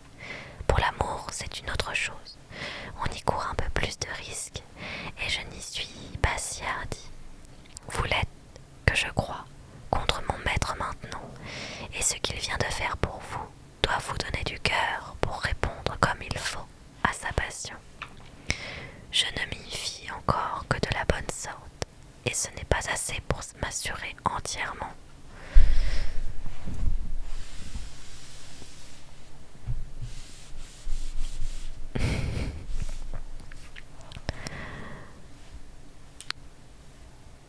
M'assurer entièrement que ce qu'il vient de faire, j'ai l'humeur enjouée et sans cesse je ris, mais tout en riant, je suis sérieuse sur de certains chapitres, et ton maître s'abusera s'il croit qu'il lui suffise de m'avoir acheté pour me voir tout à lui.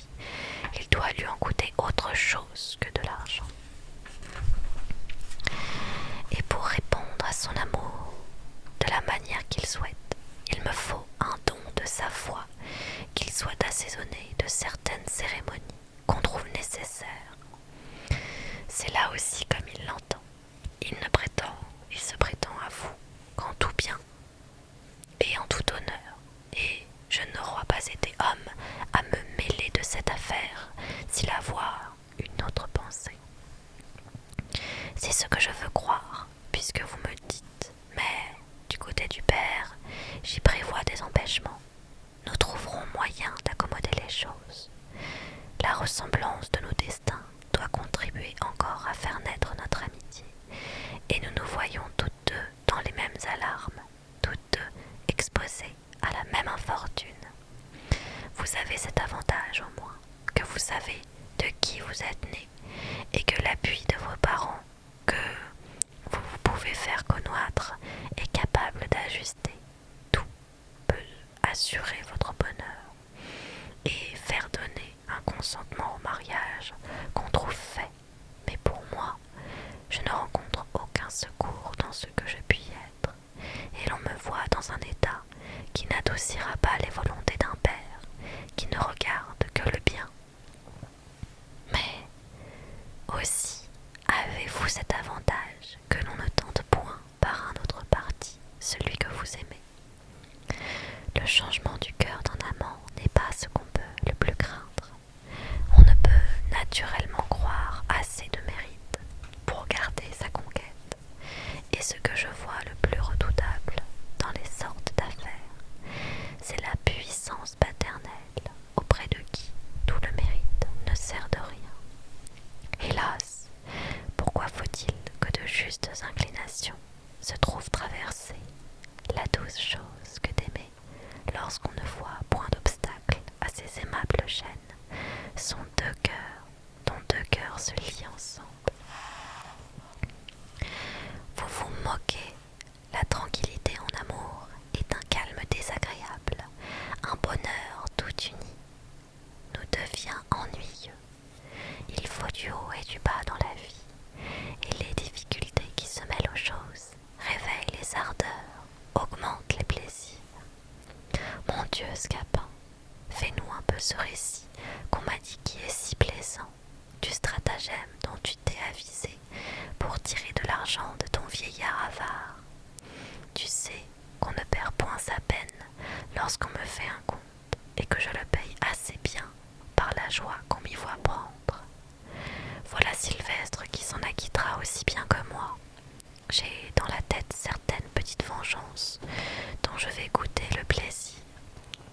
Pourquoi, de gaieté de cœur, veux-tu chercher à t'attirer de méchantes affaires? Je me plais à tenter des entreprises hasardeuses.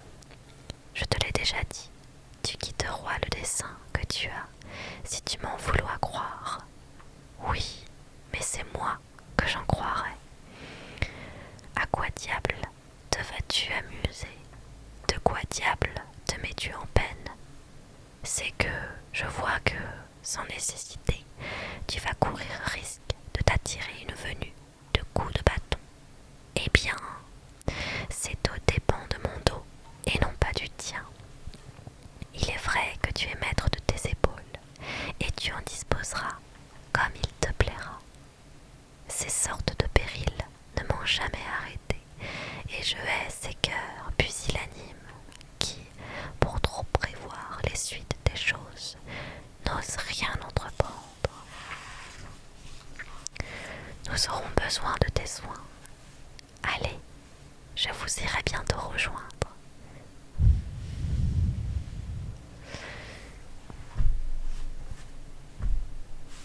Il ne sera pas dit qu'impunément on m'ait mis en état de me trahir moi-même et de découvrir des secrets qu'il s'étoit bon qu'on ne sût pas. Géronte et Scapin.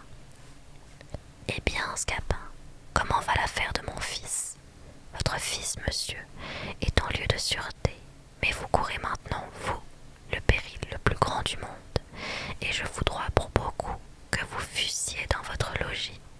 Comment donc?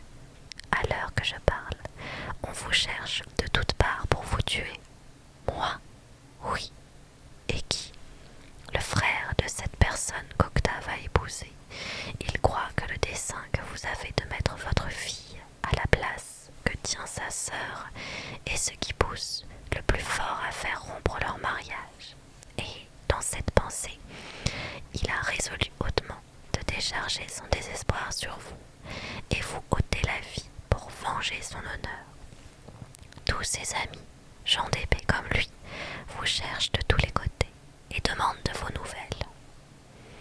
J'ai vu même, de ça et de là, des soldats de la compagnie qui interrogent ceux qu'ils trouvent et occupent par peloton toutes les avenues de votre maison, de sorte que vous ne sauriez aller chez vous, vous ne sauriez faire un pas ni à droite ni à gauche, que vous ne tombiez dans leurs mains.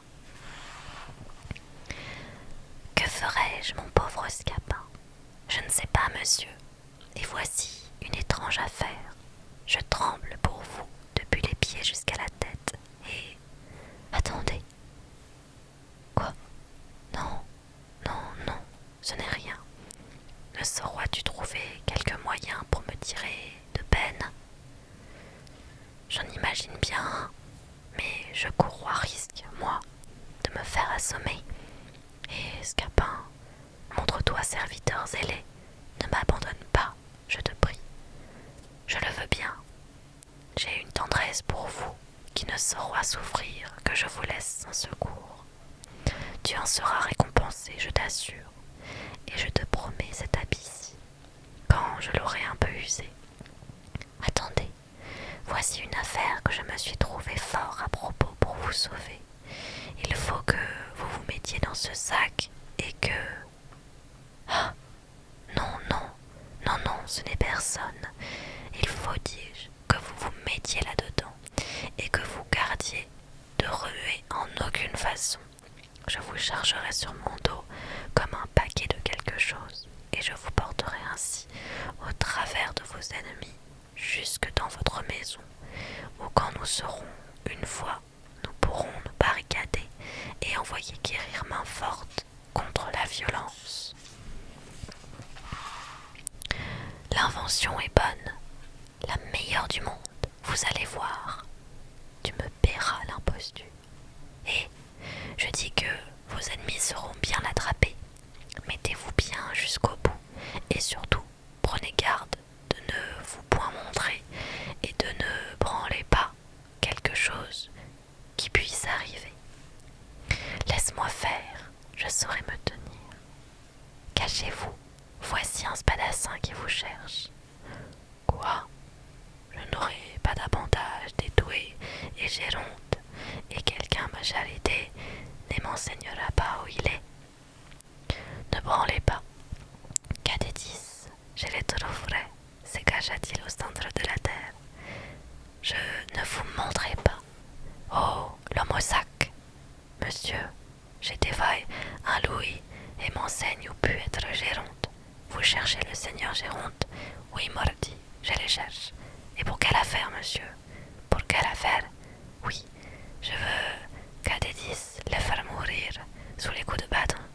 Ah, monsieur, les coups de bâton ne se donnent point à des gens comme lui, et ce n'est pas un homme à être traité de la sorte. Qui c'est fa de Géronte, c'est Marot, c'est Véritre. Le seigneur Géronte, monsieur, n'est ni fat, ni Marot, ni Bélitre, et vous devriez, s'il vous plaît, parler d'autre façon. Comment tu me traites à moi avec cette hauteur? Je défends comme je dois un homme d'honneur qu'on offense. Est-ce que tu es des amis de ce Géronte? Oui, monsieur, j'en suis. Ah, Cadédis, tu es de ses amis à la bonne heure. Tiens, voilà ce que je te vaille pour lui. Ah, monsieur, tout beau, ah, doucement, ah. Porte-lui ce message, porte-lui cela de ma part. À Dionysias. Ah, diable soit le garçon. Ah, Scapin, je n'en puis plus. Ah, monsieur, je suis tout moulu, et les épaules me font un mal épouvantable. Comment? C'est sur les miennes qu'il a frappé? Nenni, monsieur, c'était sur mon dos qu'il frappa. Que veux-tu dire? J'ai bien senti les coups, je les sens bien encore. Non, vous dis-je, ce n'est que le bout du bâton qui a été jusque sur vos épaules. Tu devrais donc te retirer un peu plus loin pour m'épargner. Prenez garde, en voici un autre qui a la mine d'un étranger. Parti, moi courir comme un basque, et moi me bourre, point trop faire de tout le jour, diable de Géronte. C'est impossible à lire. Cachez-vous bien. Dites-moi un peu fou, mon seul homme, s'il vous plaît. Vous savoir point où reste Géronte que moi chercher? Non, monsieur, je ne sais point où est Géronte. Dites-moi le fou franchement. Moi, il ne faut pas grand-chose à lui. Les seulement pour lui donner un petit regard sur le dos d'une douzaine de coups de baston et de 3 ou 4 petits coups d'épée au travers de son poitrine. Je vous assure, monsieur, que je ne sais pas où il est. Il me semble que j'y vois remourir quelque chose dans ce sac. Pardonnez-moi, monsieur, il y a sûrement quelque histoire là-dedans. Pas du tout, monsieur. Moi, l'affaire envie de donner un coup d'épée dans ce sac. Ah, monsieur, gardez-vous-en bien. Montrez-le-moi, un peu fou, ce que c'est d'être là. Tout beau, monsieur. Comment tout beau? Vous n'avez que faire de vouloir voir ce que je porte, et moi de le vouloir fort pour moi. Vous ne le verrez point. Aïe, et de banitman. Ce sont hardes qui m'appartiennent. Montre-moi fou, te dis-je. Je n'en ferai rien. Toi, ne fais rien. Non, moi paillé de cette bastonne dessus les épaules de toi. Je me moque de cela. Ah, toi, faire le drôle. Aïe, aïe, ah, monsieur, jusqu'au revoir. Laisse-toi là un petit leçon pour l'y apprendre à toi, à parler insolentement. Ah, peste soit du barigouineux. Je suis roué. Ah, je suis mort. Pourquoi diantre faut-il qu'il frappe sur mon dos? Prenez garde, voici une demi-douzaine de soldats, tous ensemble. Allons, tâchons à trouver ce Géronte, cherchons partout, N'épargnons point nos pas, courons toute la ville, n'oublions aucun lieu, visitons tout, furetons de tous les côtés. Par où irons-nous? Tournons par là, non par ici, à gauche, à droite, nenni, si fait. Cachez-vous bien. Ah, camarade, voici son valet. Allons, coquin, il faut que tu nous enseignes où est ton maître. Et, messieurs, ne me maltraitez point. Allons, dis-nous où il est, parle. À toi, expédions, dépêche vite, tôt. Et, messieurs, doucement. Si tu ne nous fais trouver ton maître tout à l'heure, nous allons faire pleuvoir sur lui une ondée de coups de bâton. J'aime mieux souffrir toute chose que de vous découvrir mon maître. Nous allons t'assommer. Faites tout ce qu'il vous plaira. Tu as envie d'être battu. Je ne trahirai point mon maître. Ah, tu en veux tâter. Voilà. Oh, ah, infâme. Ah, traître. Ah, scélérat. C'est ainsi que tu m'assassines. Zerbinette et Géronte. Ah, je veux prendre un peu l'air. Tu me le paieras, je te le jure. Ah, la plaisante histoire et la bonne dupe que ce vieillard. Il n'y a rien de plaisant à cela, et vous n'avez que faire d'en rire. Quoi? Que voulez-vous dire, monsieur? Je veux dire que vous ne devez pas vous moquer de moi. De vous? Oui. Comment? Qui songe à se moquer de vous? Pourquoi venez-vous me rire au nez? Cela ne vous regarde point, et je ris toute seule d'un conte qu'on vient de me faire, le plus plaisant qu'on puisse entendre. Je ne sais pas si c'est parce que je suis intéressée dans la chose, mais je n'ai jamais trouvé rien de si drôle qu'un tour qui vient d'être joué par un fils à son père pour en attraper de l'argent. Par un fils à son père pour en attraper de l'argent. Oui, pour peu que vous me pressiez, vous me trouverez assez disposé à vous dire l'affaire, et j'ai une démangeaison naturelle à faire part des contes que je sais. Je vous prie de me dire cette histoire. Je le veux bien, je ne risquerai pas grand-chose à vous la dire, et c'est une aventure qui n'est pas pour être longtemps secrète. La destinée a voulu que je me trouvasse parmi une bande de ces personnes qu'on appelle égyptiens, et qui, rôdant de province en province, se mêlent de dire la bonne fortune et quelquefois de beaucoup d'autres choses. En arrivant dans cette ville, un jeune homme me vit et conçut pour moi de l'amour. Dès ce moment, il s'attacha à mes pas, et le voilà d'abord comme tous les jeunes gens qui croient qu'il n'y a qu'à parler et qu'au moindre mot qu'ils nous disent, leurs affaires sont faites. Mais il y trouva une fierté qui lui fit un peu corriger ses premières pensées. Il fit connaître sa passion aux gens qui me tenoient, et il les trouva disposés à me laisser à lui moyennant quelques sommes. Mais le mal de l'affaire étoit que mon amant se trouva dans l'état où l'on voit très souvent la plupart des fils de famille, c'est-à-dire qu'il étoit un peu dénué d'argent, et il a un père qui, quoique riche, est un avaricieux fief, le plus vilain homme du monde. Attendez, ne me saurais-je souvenir de son nom? Aïe, aidez-moi un peu. Ne pouvez-vous pas me donner quelqu'un de cette ville qui soit connu pour être avare au dernier point? Non. Il a son nom du Ronde. Ronde, or, au Ronde. Non, Géronte, oui, Géronte, justement. Voilà mon vilain, je l'ai trouvé. C'est ce ladre-là que je dis. Pour venir à notre compte, nos gens ont voulu aujourd'hui partir de cette ville, et mon amant m'alloit perdre faute d'argent, si, pour en tirer de son père, il n'avoit trouvé du secours dans l'industrie d'un serviteur qu'il a.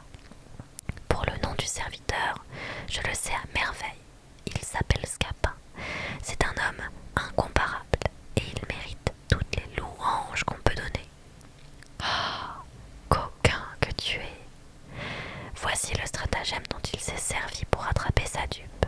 Ah, je ne saurais m'en souvenir que je ne ris de tout mon cœur. Il est allé trouver ce chien d'avare, et il lui a dit qu'en se promenant sur le port avec son fils, il avoua vu une galère turque où on les avoua invités d'entrer, qu'un jeune turc leur y avoua donné la collation, que tandis qu'il mangeoit, on avait pris la galère en mer, et que le turc l'avoua renvoyé lui seul à terre dans un esquif avec ordre de dire au père de son maître qu'il emmenait son maître en Alger s'il ne lui envoya tout à l'heure 500 écus. Ah, voilà mon ladre, mon vilain, dans de furieuses angoisses, et la tendresse qu'il a pour son fils fait un combat étrange avec son avarice. 500 écus qu'on lui demande sont justement 500 coups de poignard qu'on lui donne. Il ne peut se résoudre à tirer cette somme de ses entrailles, et la peine qu'il souffre lui fait trouver 100 moyens ridicules pour avoir son fils. Il veut envoyer la justice en mer après la galère du Turc. Il sollicite son valet de s'aller offrir à tenir la place de son fils jusqu'à ce qu'il ait amassé l'argent qu'il n'a pas envie de donner. Il abandonne pour faire les 500 écus 4 ou 5 vieux habits qui n'en valent pas 30. Le valet lui fait comprendre à tout coup l'impertinence de ses propositions, et chaque réflexion est douloureusement accompagnée d'un « Mais que diable alloit-il faire à cette galère?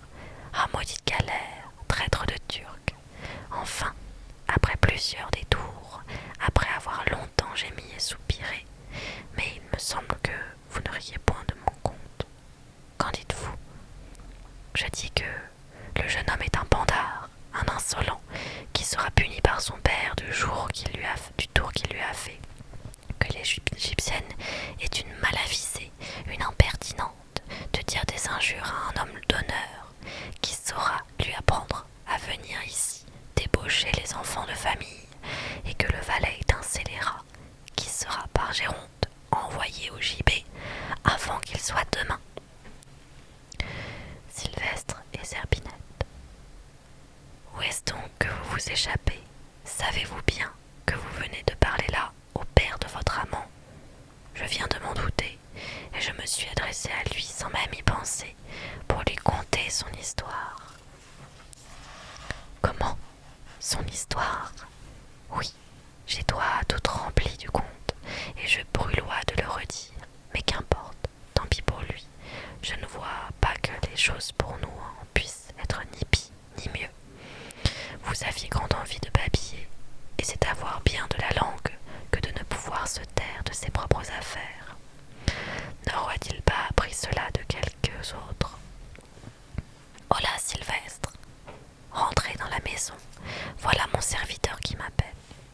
Vous vous êtes donc accordé, coquin, vous vous êtes accordé, Scapin et vous, à mon fils pour me fourber, et vous croyez que je l'endure? Ma foi, monsieur, si Scapin vous fourbe, je m'en lave les mains, et vous assure que je n'y trempe en aucune façon. Nous verrons cette affaire, Pandard. Vous verrez, nous verrons cette affaire, et je ne prétends pas qu'on me fasse passer la plume par le bec. Ah, Seigneur Argante, vous me voyez accablé de disgrâce. Vous me voyez aussi dans un accablement horrible. Le Pandard de Scapin, par une fourberie, m'a attrapé 500 écus. Le même Pandard de Scapin, par une fourberie aussi, m'a attrapé 200 pistoles. Il ne s'est pas contenté de m'attraper 500 écus. Il m'a traité d'une manière que j'ai honte de dire, mais il me le paiera. Je veux qu'il me fasse raison de la pièce qu'il m'a jouée, et je prétends faire de lui une vengeance exemplaire. Plaise au ciel que dans tout ceci, je n'ai point ma part. Mais ce n'est pas encore tout, Seigneur Argante, et un malheur nous est toujours l'avant-coureur d'un autre. Je me réjouissois aujourd'hui de l'espérance d'avoir ma fille, dont je faisois toute ma consolation, et je viens d'apprendre de mon homme qu'elle est partie il y a longtemps de Tarente, et qu'on y croit qu'elle a péri dans le vaisseau où elle s'embarqua. Mais pourquoi, s'il vous plaît, la tenir à Tarente et ne vous être pas donné la joie la voir avec vous. J'ai eu mes raisons pour cela, et mes intérêts de famille m'ont obligé jusqu'ici à tenir fort secret ce second mariage. Mais que vois-je? Ah, te voilà, nourrice. Ah, Seigneur Pandolfe, que... Appelle-moi Géronte, et ne te sers plus de ce nom. Les raisons ont cessé qui m'avaient obligé à le prendre parmi vous à Tarente. Las, que ce changement de nom nous a causé de troubles et d'inquiétudes dans les soins que nous avons pris de vous venir chercher ici. Où est ma fille et sa mère? Votre fille, monsieur, n'est pas loin d'ici. Mais avant de vous la faire voir, il faut que je vous demande pardon de l'avoir mariée dans l'abondement où, faute de vous rencontrer, je me suis trouvée avec elle. Ma fille mariée? Oui, monsieur. Et avec qui? Avec un jeune homme nommé Octave, fils d'un certain seigneur Argante. Oh, ciel! Quelle rencontre! Mène-nous promptement où elle est. Vous n'avez qu'à entrer dans ce logis. Passe devant, suivez-moi, seigneur Argante. Voilà une aventure qui est tout à fait surprenante. Eh bien, Sylvestre, que font nos gens? J'ai deux avis à te donner.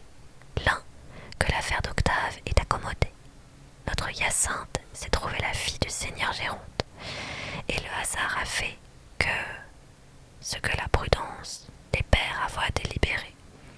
L'autre avis, c'est que les deux vieillards font contre toi des menaces épouvantables, et surtout le seigneur Géronte. Cela n'est rien, les menaces ne m'ont jamais fait mal, et ce sont des nuées qui passent bien loin sur nos têtes.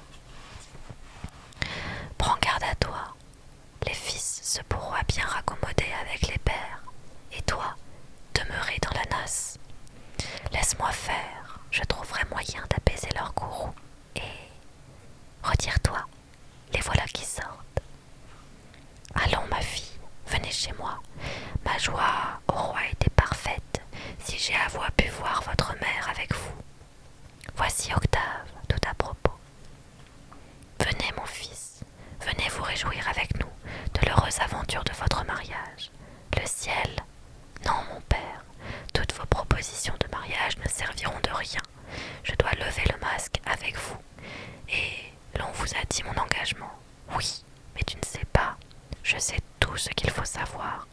Je veux te dire que la fille du seigneur Géronte,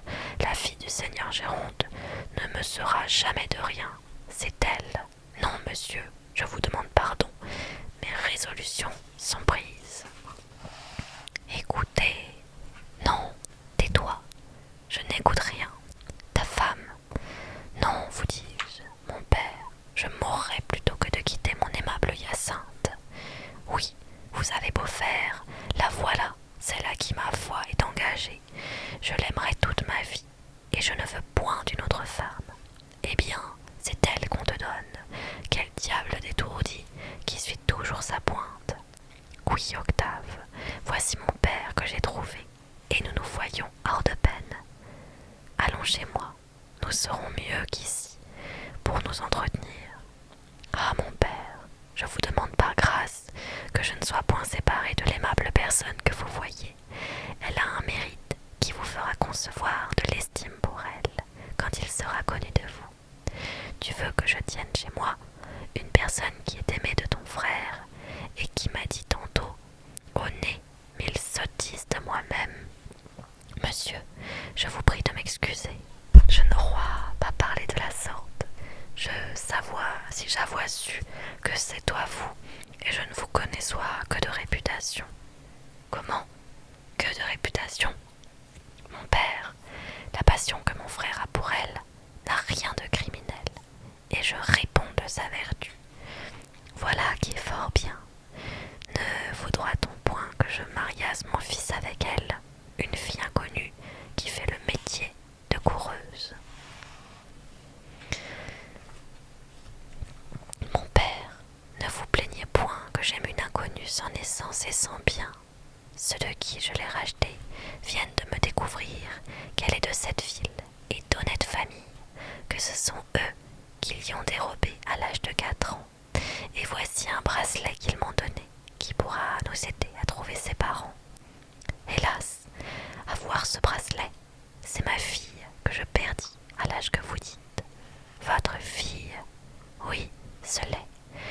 vois tous les traits qui m'en peuvent rendre assuré.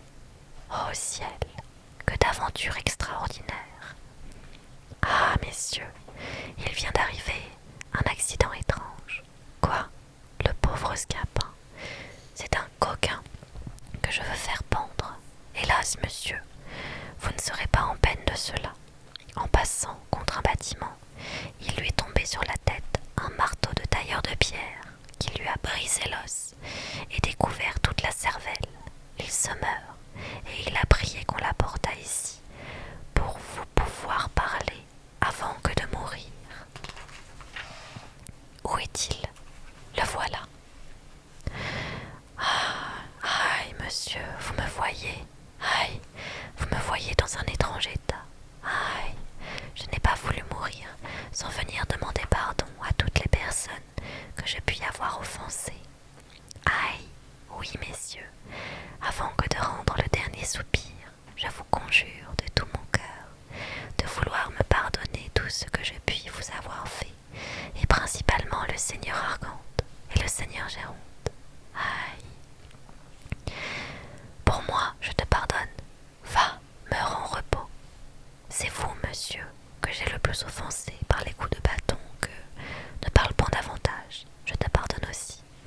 Ça a été une témérité bien grande à moi que les coups de bâton que je, laissons cela. J'ai en mourant une douleur inconcevable des coups de bâton que, mon Dieu, tais-toi, les malheureux coups de bâton que je vous tais-toi, te dis-je. J'oublie tout. Hélas, quelle bonté. Mais est-ce bon cœur, monsieur, que vous me pardonnez ces coups de bâton que... Eh oui, ne parlons plus de rien, je te pardonne tout. Voilà qui est fait. Ah, monsieur, je me sens tout soulagé depuis cette parole. Oui, mais je te pardonne à la charge que tu mourras. Comment, monsieur? Je me dédie de ma parole, si tu réchappes. Aïe, aïe, voilà mes faiblesses qui me reprennent. Seigneur Géronte, en faveur de notre joie, il faut lui pardonner sans condition. Soit. Allons souper ensemble pour mieux goûter notre plaisir. Et moi,